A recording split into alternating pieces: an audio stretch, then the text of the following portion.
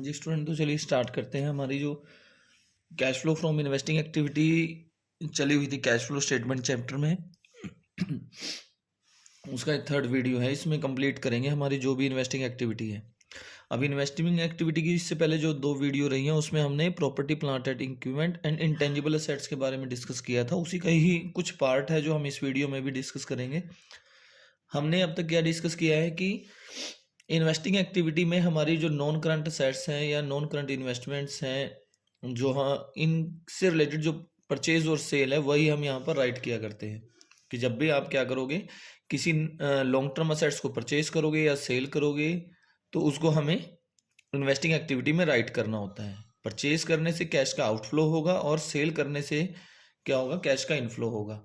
अब जो कुछ पार्ट्स था जो हमारा डिस्कस करना रहता था वो ये था कि इससे पहले जो हमने केस डिस्कस किए हैं प्रॉपर्टी प्लांट एंड इक्विपमेंट से रिलेटेड, उनके बारे में हमने स्टडी किया था कि उन क्वेश्चन में जो है उन केसेस में बैलेंस शीट में एक्यूमुलेटेड डेप्रिसिएशन अकाउंट मेंशन नहीं था।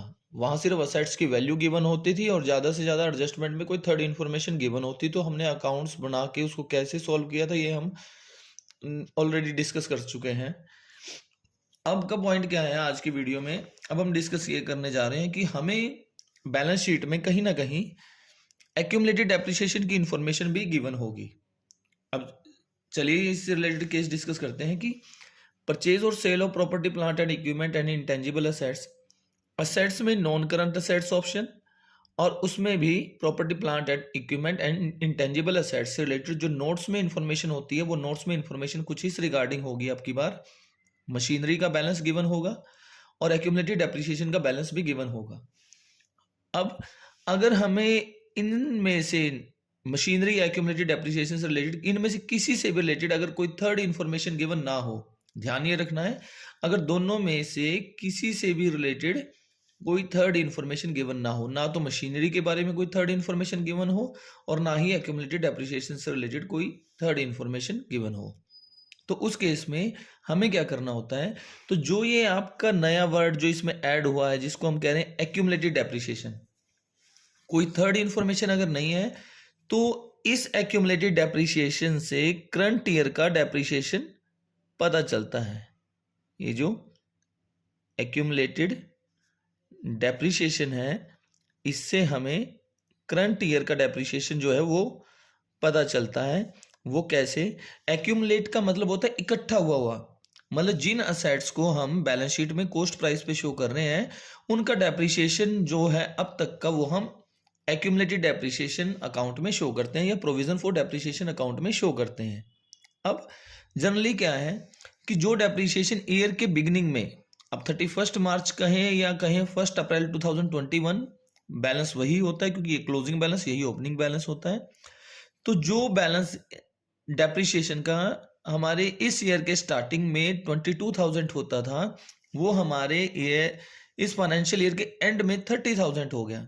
मतलब डेप्रिसिएशन जो इकट्ठा किया हुआ था वो 22,000 था ईयर के बिगिनिंग में और ईयर के एंड में वो 30,000 हो गया। It means during the year कुछ और डेप्रिसिएशन है जो चार्ज किया गया होगा।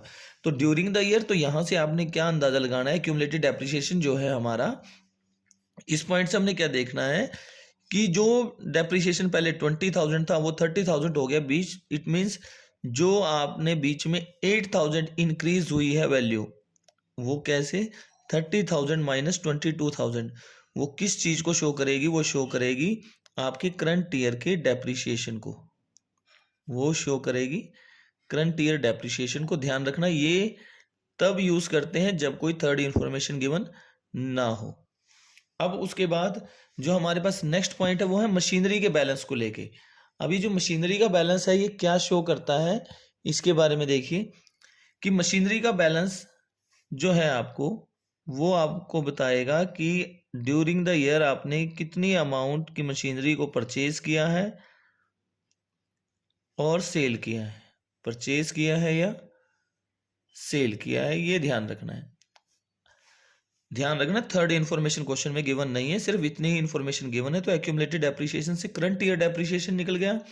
और जो मशीनरी है, अब मशीनरी यहां पर ध्यान रखना, पहले जो बैलेंस है 82,000 का अब हो गया 80,000 का। अगर ये बैलेंस इंक्रीज हुआ होता तो हम इसको कंसीडर करते कि परचेज किए हैं हमने, लेकिन अगर ये वैल्यू कम हुई है तो पहले हम क्या करते थे, जब एक्यूमुलेटेड डेप्रिसिएशन नहीं गिवन होता था क्वेश्चन में, तो हम ये सोचते थे कि क्या पता डेप्रिसिएशन की वजह से ये वैल्यू डाउन हुई हो। लेकिन यहाँ डेप्रिसिएशन, इस केस में डेप्रिसिएशन के लिए हम एक्यूमुलेटेड डेप्रिसिएशन अकाउंट यूज करते हैं। तो यहाँ जो वैल्यू डाउन हुई है ये डेप्रिसिएशन की वजह से नहीं है। अगर ये अकाउंट ना होता, एक्यूमुलेटेड डेप्रिसिएशन अकाउंट क्वेश्चन में गिवन ना होता, तो हम सोच सकते थे कि ड्यूरिंग द ईयर 2000 अमाउंट जो है वो डेप्रिशिएट हुई है मशीनरी की। लेकिन जब ये इंफॉर्मेशन गिवन है तो मशीनरी से या तो परचेज की वैल्यू निकलेगी या सेल की वैल्यू निकलेगी। तो यहाँ आप चेक कर सकते हैं कि जो मशीन हमारे पास 82,000 की थी, अगर ईयर के एंड में वो 80,000 की रह जाए तो इसका मतलब 2000 अमाउंट की जो मशीनरी थी आपने क्या कर दी, सेल कर दी। तो वो जो आपने सेल की है वो अमाउंट आप कैसे फाइंड आउट करोगे, 82,000 माइनस 80,000, ये अमाउंट आप यहाँ से माइनस कर दोगे। तो सिंपल सा पॉइंट क्या है, जब ये दो इन्फॉर्मेशन आपके पास गिवन हो लेकिन इसके अलावा आपके पास कोई थर्ड इन्फॉर्मेशन गिवन ना हो, तो एक्यूमुलेटेड डेप्रिसिएशन से current year depreciation find out करोगे जो ड्यूरिंग द ईयर चार्ज किया गया, और मशीनरी अकाउंट से परचेज या सेल फाइंड आउट की जाती है। इसके बाद जो एक और केस, जो इसी केस में अगर थर्ड इंफॉर्मेशन आ जाए तो क्या होगा उसके बारे में डिस्कस करते हैं। अब देखिए यही सेम केस जिसमें मशीनरी का बैलेंस जो है वो गिवन है हमारे पास, वो है 82,000 लास्ट ईयर, करंट ईयर में है। करंट ईयर में जो यानी कि बिगिनिंग में था 82, एंड में है 80,000। एक्यूमुलेटेड डेप्रिसिएशन का भी क्या है, बिगिनिंग में था 22,000, एंड में था 30,000। अब अगर ये थर्ड इन्फॉर्मेशन ना होती तो अभी हम डिस्कस कर चुके हैं कि हम कहते 2000 अमाउंट की मशीनरी हमने सेल की और ड्यूरिंग द ईयर 8,000 डेप्रिसिएशन लगा। लेकिन अगर आ जाए थर्ड इन्फॉर्मेशन, ध्यान ये रखें वो थर्ड इन्फॉर्मेशन चाहे एक्यूमुलेटेड डेप्रिसिएशन अकाउंट की हो, चाहे वो थर्ड इन्फॉर्मेशन मशीनरी से रिलेटेड हो, आपको करना क्या है, आपको दोनों ही अकाउंट बनाने पड़ेंगे वर्किंग नोट में। तो हम दोनों ही अकाउंट बनाएंगे और कौन सी अमाउंट कहाँ शो करनी होगी वो इस पॉइंट में हम यहाँ डिस्कस करेंगे। तो दूसरा है हमारा एक्यूमुलेटेड डेप्रिसिएशन अकाउंट। कोशिश करना इसको एक ही प्लेस पे, एक ही पेज पे बनाना इन दोनों अकाउंट को, और इसी तरह से शो करना पहले मशीनरी और फिर उसके बाद एक्यूमुलेटेड डेप्रिसिएशन। हमें पता है कि मशीनरी का ओपनिंग बैलेंस डेबिट होता है, तो हमने यहाँ पर to balance brought down write किया जो कि था पहले 82,000।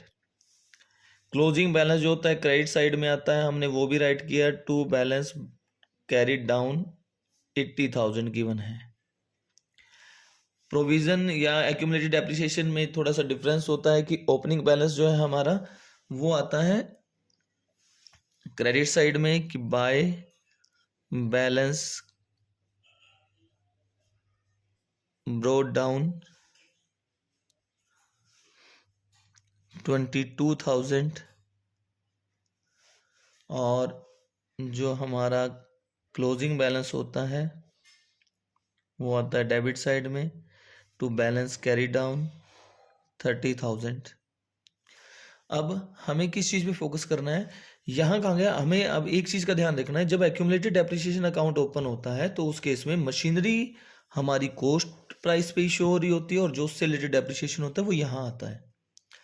अब ये कहा गया एक मशीनरी है जिसकी कॉस्टिंग कितनी 20,000, मतलब 82,000 कॉस्ट की हमारे पास वैल्यू थी, हमने उसमें से 20,000 कॉस्ट की मशीनरी सेल कर दी। तो ये ध्यान रखना है इधर से 20,000 माइनस होने चाहिए, लेकिन सीधा 20,000 माइनस नहीं होंगे। अब देखिए इसको कैसे करते, एक मशीनरी है जिसकी कॉस्ट है 20,000 की, जिसपे अब तक जो है 6,000 जो है डेप्रिसिएशन चार्ज किया जा चुका है और उसको हमने 10,000 में सेल कर दिया।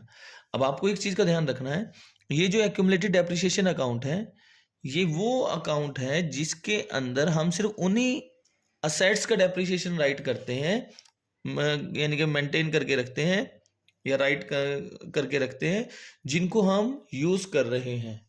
अगर कोई भी ऐसी असेट्स जिसको आप यूज नहीं कर रहे या आपने उसको सेल कर दिया है, मतलब कि आपके पास यूज में नहीं है, तो आप उसका डेप्रिसिएशन यहाँ राइट नहीं करोगे। अब जैसे आपने क्या किया, आपके पास 22,000 डेप्रिसिएशन था ईयर के बिगनिंग में, आपने एक असेट्स को सेल कर दिया। अब अगर असेट्स को सेल कर दिया, वो असेट्स अब आपके पास नहीं है, तो आप उसका डेप्रिसिएशन इस अकाउंट में रिकॉर्ड नहीं करोगे, इसमें से डिडक्ट कर दोगे। तो जिस मशीनरी को आप सेल कर रहे हो उसका डेप्रिसिएशन 6,000 है up to the date of sale, तो आपने क्या करना है, इस अमाउंट्स में 6,000 माइनस कर देने हैं। अब यहाँ राइट करोगे तो माइनस नहीं होंगे, वो तो इस अमाउंट को इंक्रीज करेंगे, तो माइनस करना है तो हम यहाँ डेबिट साइड में राइट करेंगे और लिखेंगे टू मशीनरी अकाउंट। अब मशीनरी अकाउंट हमने यहाँ राइट कर दिया, उस असेट्स का डेप्रिसिएशन लिखना है जिसको आप सेल कर रहे हो और अब तक का कितना डेप्रिसिएशन है वो राइट करना है। ये क्वेश्चन में ही गिवन था कि जिस असेट्स को हम सेल कर रहे हैं उसका 6,000 डेप्रिसिएशन है। अब एक चीज का ध्यान रखना है, यहां मैंने मशीनरी क्यों राइट किया, जो अमाउंट देखो इस सीक्वेंस में बढ़ाने का रीजन क्या है कि जो आप यहां राइट करोगे, जिस असेट्स को आपने सेल किया उसका डेप्रिसिएशन आपने एक्यूमुलेटेड डेप्रिसिएशन से निकाल के असेट्स अकाउंट में ट्रांसफर करना है। तो असेट्स अकाउंट में जब आपने ट्रांसफर किया तो आपने यहाँ राइट किया बाय एक्यूमुलेटेड डेप्रिसिएशन की। ये डेप्रिसिएशन कहाँ से आया, एक्यूमुलेटेड डेप्रिसिएशन अकाउंट से आया 6,000। अब इतना तो आपको समझ में आ गया होगा कि हमें करना क्या है। इसने कहा एक मशीन है जिसकी कॉस्ट 20,000 है, उसका एक्यूमुलेटेड डेप्रिसिएशन 6,000 है, तो आपको क्या ध्यान रखना है, जिस मशीन को आप सेल कर रहे हो उसका डेप्रिसिएशन यहाँ से डिडक्ट कर दो 6,000, और ये 6,000 यहाँ से डिडक्ट करके कहाँ ट्रांसफर करना है हमने, मशीनरी अकाउंट में। तो यहाँ से यही सेम अमाउंट यहाँ जाएगी। कितने में सेल किया वो राइट कीजिए बाय बैंक अकाउंट।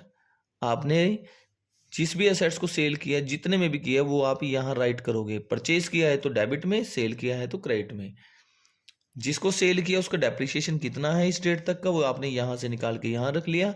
उसके बाद अब चेक कीजिए, 20,000 कॉस्ट थी, अब तक 6,000 उस पर डेप्रिसिएशन लग चुका है, तो इट मीन्स उसकी करंट वैल्यू जो है, जो उसकी बुक वैल्यू है, वो है 14,000।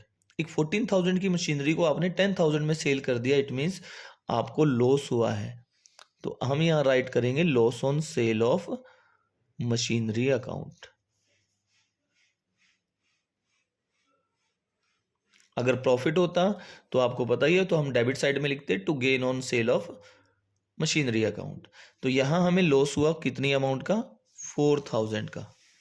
तो देखिए बड़ी छोटी सी ही पॉइंट है यहाँ पे जो आपको ध्यान रखनी, छोटी सी चीज जो आपको याद रखनी, वो ये क्या है, इस अकाउंट में से आप जिस असेट्स को सेल कर रहे हो उसका डेप्रिसिएशन यहाँ से डिडक्ट करो और ट्रांसफर कर दो मशीनरी अकाउंट में। मशीनरी अकाउंट में हमें क्या करना है, जिस असेट्स को सेल किया, कितने में किया, उसका अब तक का डेप्रिसिएशन कितना है, जो यहाँ से आप वहाँ ट्रांसफर करोगे। उसके बाद चेक करना है प्रॉफिट हुआ या लॉस हुआ।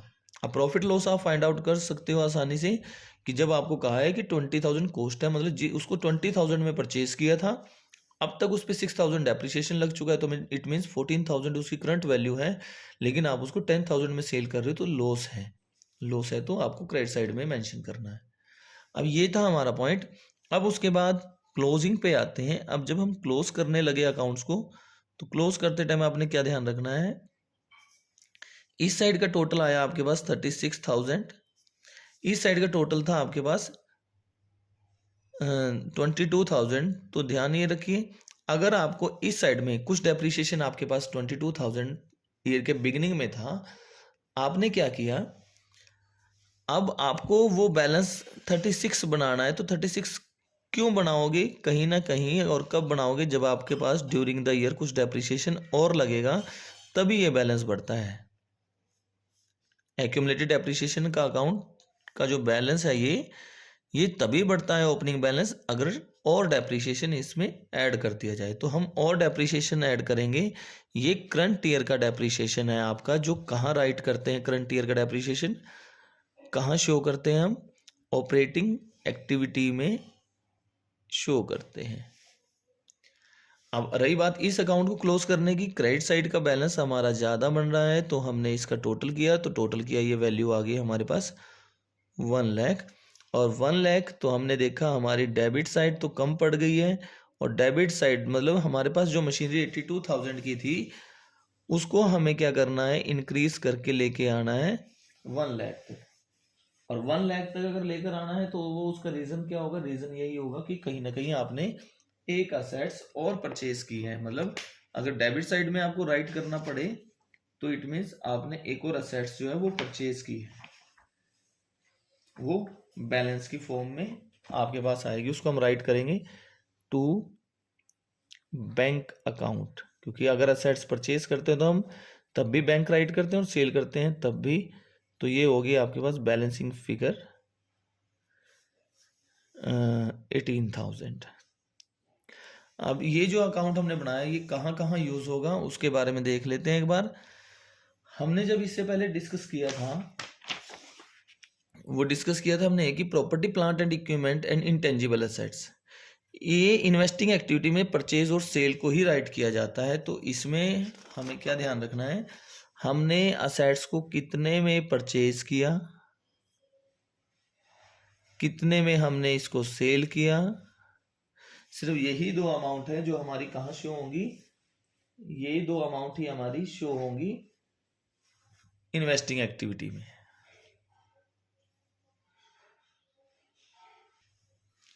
और ये दो तो वैल्यू गई हमारी इन्वेस्टिंग एक्टिविटी में, लेकिन इसके अलावा जो ये लॉस आया, ये जो आया हमारे पास लॉस 4,000 का, इसके अलावा करंट ईयर का डेप्रिसिएशन, ये हमारे जाते हैं ऑपरेटिंग एक्टिविटी में। ये हम राइट करेंगे ऑपरेटिंग एक्टिविटी में। तो ये वो केस है जब हमारे पास provision for depreciation account show होता है। हमें ध्यान रखना है करंट ईयर का डेप्रिसिएशन एक्यूमुलेटेड डेप्रिसिएशन में आएगा। जिस असेट्स को सेल करोगे उसका अब तक का जो डेप्रिसिएशन है उसको आप यहां से निकाल के ट्रांसफर करोगे मशीनरी अकाउंट में, बाकी वही परचेज सेल है और कुछ भी नहीं है। अब इसके अलावा जो हमारा जो नेक्स्ट पॉइंट जो बचा है इसमें वो क्या है, नॉन करंट असेट्स से रिलेटेड। ये हमारा केस कंप्लीट हो चुका है प्रॉपर्टी प्लांट एंड इक्विपमेंट को लेके। अब बात करते हैं नॉन करंट इन्वेस्टमेंट को लेके। अब नॉन करंट इन्वेस्टमेंट का भी सिंपल सा पॉइंट है, वो क्या है कि असेट्स में हमारे पास non current assets main head होता है, उस में हमारे पास नेक्स्ट नंबर पे आता है नॉन करंट इन्वेस्टमेंट। आपको दो बैलेंस गिवन है, एक तो है 31 मार्च 2021 को जो है 25,000, और इसके अलावा जो दूसरा बैलेंस आपके पास गिवन है वो है 40,000 जो 31 मार्च 2022 का है। अगर क्वेश्चन में आपको कोई भी एडिशनल इंफॉर्मेशन ना गिवन हो तो क्या करते हैं, जैसे देखिए नॉन करंट इन्वेस्टमेंट है 10% पब्लिक डिपॉजिट के नाम से है, ये यही सेम ही यहीं से देख लेते हैं। अगर ये थर्ड इन्फॉर्मेशन कोई ना होती तो देखिए है तो ये एसेट्स ही, लेकिन ये वो एसेट्स है, इसमें डेप्रिसिएशन की तो बात हम नहीं करते। हमारे पास ये दो बैलेंस ही गिवन है, कोई थर्ड इन्फॉर्मेशन अगर क्वेश्चन में नहीं है तो हमें क्या ध्यान रखना है कि अगर तो ये अमाउंट इंक्रीज होती है तो हम कहेंगे परचेज की है हमने इन्वेस्टमेंट, इन्वेस्टमेंट परचेज्ड बोलेंगे इसको, अगर कोई थर्ड इन्फॉर्मेशन नहीं है।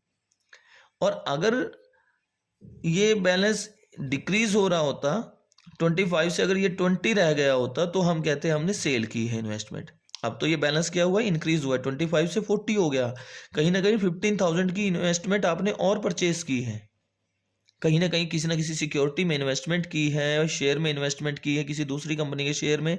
ध्यान रखना ये जो नॉन करंट इन्वेस्टमेंट होती है ये किसी दूसरी कंपनी की सिक्योरिटीज में इन्वेस्ट किया गया होता है।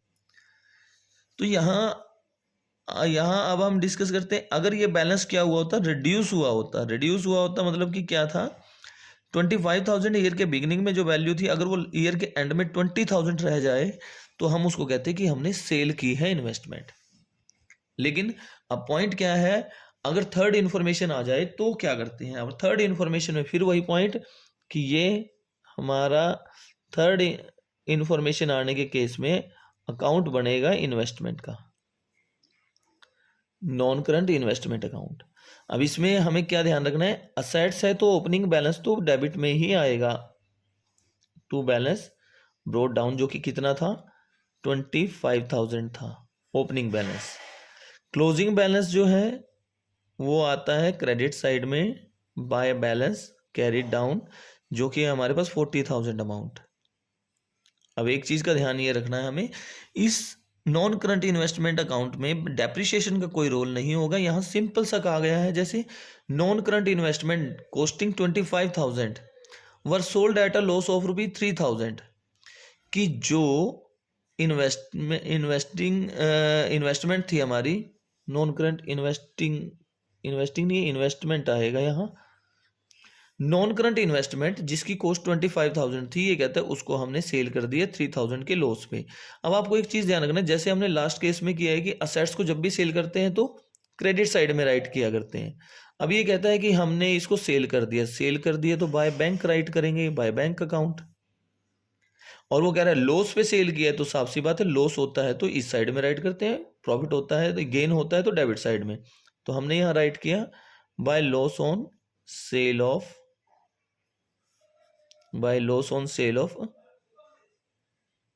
इन्वेस्टमेंट ये by loss on sale of non current investment account. ये उसके बाद आप देखो उसने कहा 3,000 के लॉस पे सेल की, या हम एक छोटा सा चेंज करते हैं, यहाँ 15,000 राइट करते हैं कि ये क्योंकि पहले ही हमारे पास 25,000 की थी। इन्होंने कहा कि एक नॉन करंट इन्वेस्टमेंट थी जिसकी कॉस्ट थी 15,000, उसको हमने सेल कर दिया 3,000 के लॉस पे सेल किया है तो लॉस तो राइट करेंगे ही। कितने में सेल किया? 15,000 अमाउंट की जो इन्वेस्टमेंट थी, 3,000 लॉस पे अगर हम उसको सेल कर रहे हैं तो सेल कितने में करें? 12,000 में। अब पॉइंट ये है कि क्वेश्चन ये आया कि ये इसके अलावा इसमें और कुछ भी राइट नहीं करना है हमने, हम सीधा बैलेंस करेंगे। जब बैलेंस करने लगे तो पता लगा कि क्रेडिट साइड का टोटल है 15,000, लेकिन हमारी डेबिट साइड का टोटल है वो है अभी तक 25,000। तो इट मीन्स हमें यहाँ 30,000 ऐड करने पड़ेंगे, और डेबिट साइड में अगर राइट करना पड़े तो इसका मतलब जो इन्वेस्टमेंट 25 की थी उसको हमने बनाना है 55। इसका मतलब और इन्वेस्टमेंट हमने क्या की होगी? परचेज की होगी। तो बैंक अकाउंट इन्वेस्टमेंट परचेज्ड, जो भी बैलेंसिंग फिगर आएगी वो इन्वेस्टमेंट परचेज के नाम से आएगी। ध्यान रखना सेम वैसे ही नॉर्मल असेट्स की तरह ही है, बस उसमें डेप्रिसिएशन यूज होता है, इसमें नहीं होता है। इन्वेस्टमेंट को सेल करोगे तो राइट साइड में, और सेल करने से प्रॉफिट या लॉस होगा उसका भी ध्यान रखना है।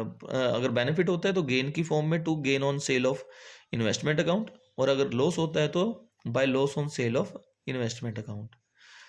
पॉइंट अभी भी आपको ये ध्यान रखना है कि इन्वेस्टमेंट का केस भी अगर होता है तो उसमें भी हमें परचेज और सेल ही राइट करना है। तो परचेज और सेल ही राइट करेंगे। तो हमने परचेज की है इन्वेस्टमेंट 30,000 की, ये हमारी इन्वेस्टिंग एक्टिविटी में जाएगा। हमने सेल की है इन्वेस्टमेंट 12,000 में, तो ये भी इन्वेस्टिंग एक्टिविटी में जाएगा। रही बात आपकी ये लॉस हुआ है, loss on sale of assets या gain on sale of assets, ये हमारा ऑपरेटिंग एक्टिविटी का वर्क है, तो ये ऑपरेटिंग एक्टिविटी में शो होगा। तो ये पॉइंट है। अब इन्वेस्टिंग एक्टिविटी से रिलेटेड और क्या पॉइंट हो सकता है? अब देखिए हमने डिस्कस क्या क्या किया था इसमें। हमारा नॉन करंट इन्वेस्टमेंट हो गया। अब बात करते हैं लोन एंड एडवांसेस जो हमने दिए हैं, क्योंकि इससे रिलेटेड हमने डिस्कस किया था लोन एंड एडवांसेस गिवन। हमने किसी को लोन दिया है या एडवांस की फॉर्म में कुछ अमाउंट पे की है, या जिनको हमने लोन दिया था उनसे रीपेमेंट की फॉर्म में रिसीव किया वो अमाउंट, ये उससे रिलेटेड है। तो देखिए इसके अंदर क्या केस है हमारे पास कि असेट्स में नॉन करंट असेट्स, जैसे सबसे पहले हमने डिस्कस किया था कि property plant and equipment and intangible assets, उसके बाद नॉन करंट इन्वेस्टमेंट की बात हुई। उसके बाद आता है हमारे पास long term loan and advances. Loan and advances हमारा मेन फोकस पे है, चाहे वो शॉर्ट टर्म हो चाहे वो लॉन्ग टर्म हो। अब जैसे इसमें क्या है, इसमें थर्ड इन्फॉर्मेशन क्वेश्चन में मुश्किल ही है आपको मिलेगी, लेकिन सिर्फ जो मिलेगा वो क्या मिलेगा, आपको दो ही बैलेंस मिलेंगे। लास्ट ईयर के एंड में क्या था, इस ईयर के एंड में क्या था। लास्ट ईयर के एंड में 60,000 के लोन एंड एडवांसेस थे, अब ये हो चुके 90,000। इट मीन्स अब इसको आप कंफ्यूज होने की बजाय सिंपल लोन से समझ के देखिए। आपने किसी को लोन दे रखा था 60,000 का पहले, अब ये बैलेंस दिख रहा है 90,000। इसका मतलब ड्यूरिंग द ईयर आपने 30,000 के लोन एंड एडवांसेस और दिए हैं, कि लोन एंड एडवांसेस मेड कितने के हैं, 30,000 के हैं। और ये 30,000 कैसे आया, क्योंकि पहले जो आपने लोन दे रखा था वो 60,000 का था, या एडवांस की फॉर्म में अमाउंट जो दे रखी 60,000 थी, अब ये 90,000 होगी। It means during the year आपने 30,000 और लोन की फॉर्म में अमाउंट दी है, तो इससे क्या होगा, आउटफ्लो होगा। और अगर ये लास्ट ईयर के स्टार्टिंग में अमाउंट होती 1,60,000 और इस ईयर के एंड में होती 90,000, लास्ट ईयर के एंड में थी 1,60,000 और इस ईयर के एंड में है 90,000, इट मीन्स ये वैल्यू कम क्यों होगी, जरूर जो लोन आपने दे रखा था वो रीपे कर दिया होगा, मतलब आपने कैश की फॉर्म में रिसीव कर लिया होगा। इसका मतलब 70,000 आपके पास फिर अमाउंट आ चुकी होगी। तो ध्यान ये रखना है आपने किस केस में इनफ्लो होगा, किस केस में आउटफ्लो होगा, उस चीज़ का आपने ध्यान रखना है। इसमें सिर्फ दो ही इन्फॉर्मेशन मिलेगी। अगर बैलेंस कम हो रहा है इसका मतलब कहीं ना कहीं जो लोन आपने दे रखा था वो वापस आ गया, अब लोन की अमाउंट जो आपने औरों को दे रखी वो कम है।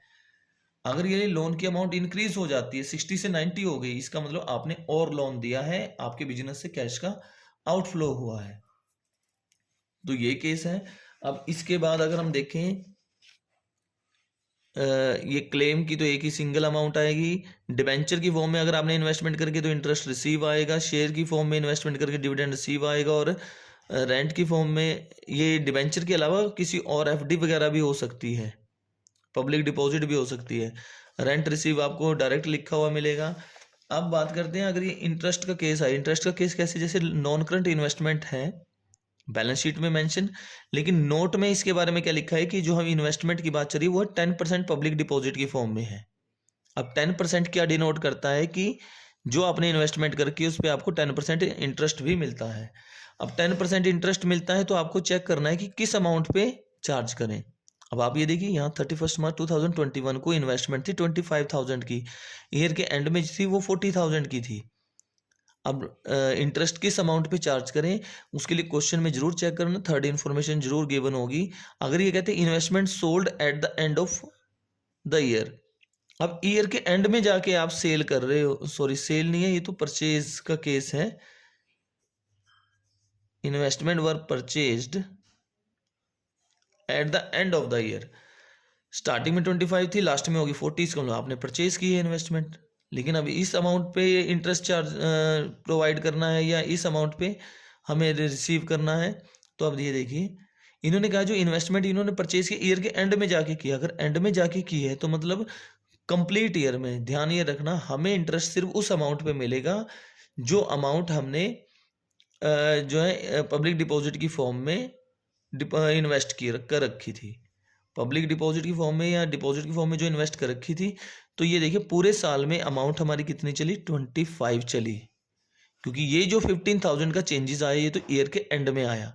अगर ये जो परचेज अगर आप ईयर के बिगिनिंग में ही कर लेते तो क्या होता, पूरे साल आपने जो इन्वेस्टमेंट करके थी वो 40,000 काउंट होती, लेकिन आपने जो और इन्वेस्टमेंट की वो ईयर के एंड में जाके की, मतलब पूरा ईयर तो आपकी इन्वेस्टमेंट सिर्फ 25,000 ही रही थी। तो उस केस में 25,000 पे आप इंटरेस्ट चार्ज करोगे। और अगर आपने इन्वेस्टमेंट ईयर के बिगिनिंग में कर दी थी तो इसका मतलब शुरुआत से ही आपके पास 10% पब्लिक डिपॉजिट का बैलेंस 40,000 चला हुआ था, तब आप 40,000 पे कैलकुलेट करोगे। अब आपको एक चीज का ध्यान रखना है, ये जो अब देखिए इन्होंने तो एंड में जाके परचेज की तो 25,000 का, एग्जामिनर आपको अलग से कुछ हिंट नहीं देगा, ये 10% का हिंट आपने अपने आप ही चेक करना है, जो कि अमाउंट आ गई आपकी 10% मीन्स 2500। अब एक तरफ तो ये कहाँ शो होगी, आपकी ऑपरेटिंग एक्टिविटी में, ये ध्यान रखना है आपने, ऑपरेटिंग एक्टिविटी में शो होगी एक तरफ ये, और दूसरी तरफ ये अमाउंट आपकी कहाँ शो होगी, इन्वेस्टिंग एक्टिविटी में, इन्वेस्टिंग एक्टिविटी में, क्योंकि ये जो आपने इंटरेस्ट रिसीव किया है ये इंटरेस्ट रिसीव आपके लिए इन्वेस्टमेंट से इनकम है, ऑपरेटिंग से इनकम नहीं है, इसलिए ऑपरेटिंग एक्टिविटी में से इसको वहां से डिडक्ट कर देते हैं और इन्वेस्टिंग एक्टिविटी में शो करते हैं। और एक छोटा सा पॉइंट और आप ध्यान रखना, ये जो हम अकाउंट बना रहे हैं इसमें जो हम ये इंटरेस्ट रिसीव या डिविडेंड रिसीव की बात कर रहे हैं, अगर आपकी ऑर्गेनाइजेशन एक नॉर्मल ऑर्गेनाइजेशन है, मतलब एक तो होती है फाइनेंशियल ऑर्गेनाइजेशन है और एक होती है नॉन फाइनेंशियल ऑर्गेनाइजेशन। हम जब क्वेश्चन में कोई भी इंफॉर्मेशन ना गिवन हो तो हम उसको नॉन फाइनेंशियल ऑर्गेनाइजेशन के पॉइंट ऑफ व्यू से स्टडी करते हैं। उसके अकॉर्डिंग हम क्या करते हैं कि हमारा जो ये इंटरेस्ट रिसीव्ड, डिविडेंड रिसीव्ड, ये जो चीजें हम कहाँ राइट करते हैं, इन्वेस्टिंग एक्टिविटी में। इन्वेस्टिंग एक्टिविटी में राइट करते हैं। लेकिन अगर ये फाइनेंशियल ऑर्गेनाइजेशन होती तो उसके लिए तो एक नॉर्मल ऑपरेटिंग एक्टिविटी है इंटरेस्ट रिसीव करना और डिविडेंड पे करना, क्योंकि इसका तो एक नॉर्मल सा वर्क है, कहीं से पैसे लेना, कहीं पे उसको इन्वेस्ट करना, कहीं से पैसे लिए या कहीं पे लोन, देखो लोन लेना लोन देना फाइनेंशियल ऑर्गेनाइजेशन का नॉर्मल वर्क है, कहीं उसको इन्वेस्ट करना तो उसके लिए नॉर्मल वर्क है। नॉर्मल वर्क है तो उस नॉर्मल वर्क से जो इनकम उसको रिसीव होगी वो उसकी ऑपरेटिंग एक्टिविटी में काउंट होगी, ये आपने ध्यान रखना है। अगर ये फाइनेंशियल ऑर्गेनाइजेशन है तो इंटरेस्ट रिसीव और डिविडेंड रिसीव आपका ऑपरेटिंग एक्टिविटी में आता है। अगर ये नॉन फाइनेंशियल ऑर्गेनाइजेशन है या कुछ भी क्वेश्चन में गिवन ना हो तो उस केस में ये नॉन फाइनेंशियल ऑर्गेनाइजेशन है और उस केस में interest receive dividend receive investing activity में राइट किया करते हैं। मतलब क्वेश्चन में फाइनेंशियल नॉन फाइनेंशियल का कोई रोल अगर क्वेश्चन के अंदर नहीं दिखा रखा है तो आपने ध्यान रखना है ये नॉन फाइनेंशियल ऑर्गेनाइजेशन भी मेंशन नहीं है ना फाइनेंशियल ऑर्गेनाइजेशन मेंशन है, तो आप इंटरेस्ट रिसीव डिविडेंड रिसीव को cash flow from investing activity में ही शो करना। इसके अलावा भी अगर आपका कोई इन्वेस्टिंग एक्टिविटी को लेके कोई डाउट है तो आप कमेंट कर सकते हो। Thank you.